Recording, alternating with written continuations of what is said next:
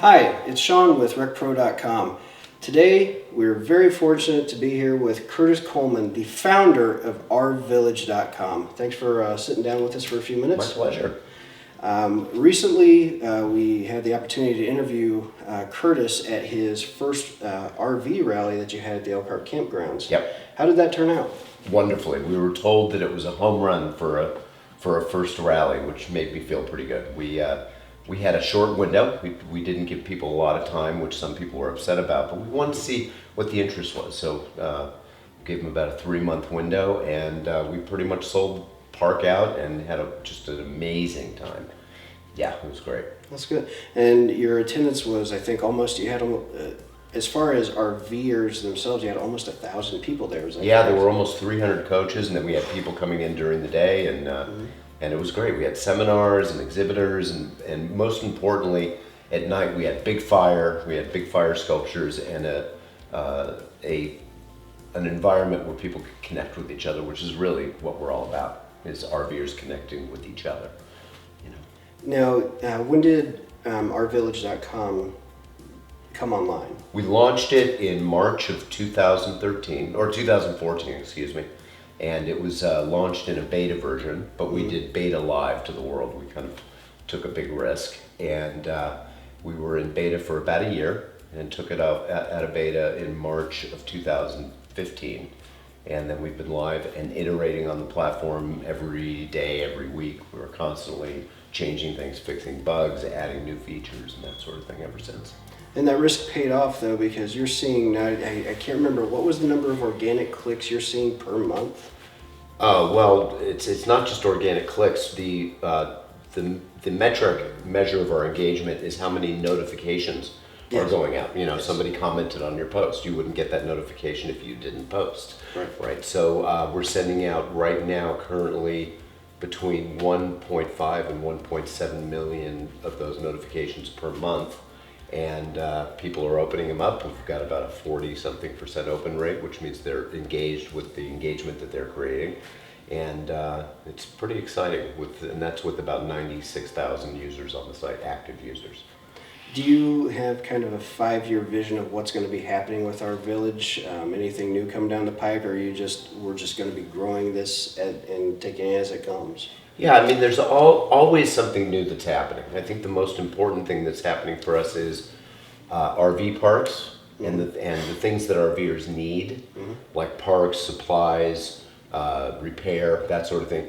That entire world is starting to take notice to be able to have visibility to the people around them. So the most important thing that we have is that we know generally where people are. And that's very valuable, not just to the RVer, but also to any company that has a fixed asset, like an RV park or an RV dealership. They want to be able to reach people around them, that ever-changing audience that's coming in around them, then leaving, and then new people coming in. And we have the ability to be able to reach those people. So we're seeing RV parks, for instance, offer some wonderful, wonderful deep discounts to be able to fill some of their empty midweek spaces, and it's working very well. And our village is doing some good work, because you guys are cutting a swath across pretty wide demographics, aren't you? Sure.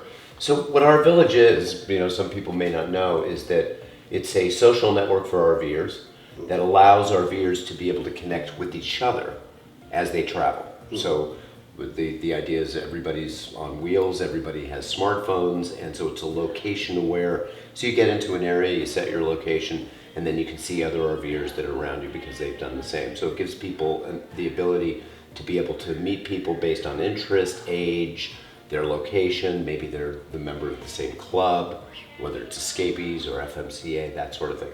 And then they can connect with each other, and it makes for a wonderful experience, because not only are you having human interaction, but you're also learning from each other as well.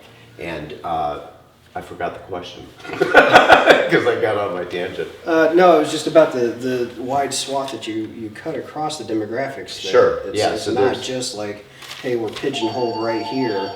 No, we've got millennials that are joining our village. We have baby boomers that are on it. Some of the older demographic that's been RVing for a long time are on it. Just about every socioeconomic background you can find. One of the interesting things is that we don't have to do a whole lot of moderating on the site around politics. You know, it's a social network, so everybody's posting things. Politics, religion, sexuality, that sort of thing. Because people really want to keep it pure in its pure form about RVing. And we do have some stuff in our terms of use about that. But we found that people really are getting along with each other no matter what their idealism is or, you know, any of that stuff. So it's great. Yeah, it's very diversified. So it's almost social media that's anti-social media. I think that's pretty interesting. Yeah. Well, if you don't mind, we have a set of interview questions that we ask, you know, anybody that comes in. So Fun. If you don't mind, I'd like No, to ask those not at all. questions. Okay. Okay. Are you a full-time RVer right now? I know you have the RVillage, but do you travel? Right now I am. Right now I'm in the bus. I have I don't know if that's another one of your questions, but I've been a full-time RVer. I've had several iterations of it, where I did it for 4 years, did it for 3 years, did it for 5 years. When I was a full-time RVer when we built RVillage, and then I realized about 6 months into us being live that it turns out, ironically, it's impossible to run a social network for RVers from an RV. You can't do it. Way too much work, so I needed the land. But now I'm back. The site is doing very well on its own, and I'm doing a lot of kind of ambassadorship, if you will, for the shepherding of the platform and speaking with a lot of people. So I'm in the coach now. Nice. Yeah. Okay. What style of RV do you currently have? I've got my pride and joy, which is a 1997 Prevost Vantari conversion, which is a converted bus, but from brand new. And it's a 45-foot coach with no slides, and it's a bus, and it wants to go down the road. Yeah. And that's my pride and joy. I've had it since 2009. Very nice. Now, have you named your pride and joy? I have. Clementine. Clementine, okay. From the song, "Oh my darling, oh my darling." That's awesome.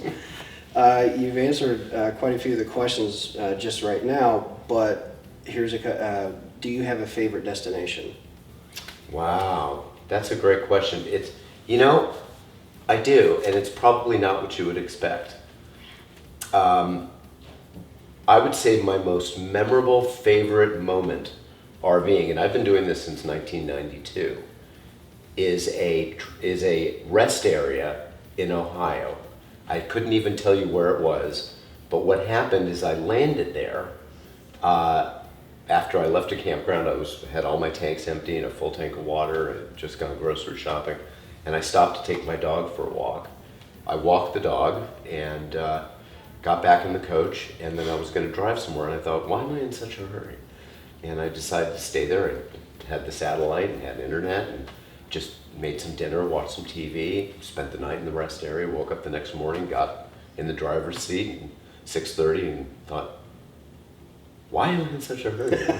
Where am I going at 6:30 in the morning? Decided to stick around. I stayed in that rest area for 5 days. No. And it was the most relaxing, had a great place to walk the dog. It was, it's odd, some people would say that wouldn't be my favorite destination, but it was memorable because it taught me a lot about that home is where you park it. It doesn't matter where you are.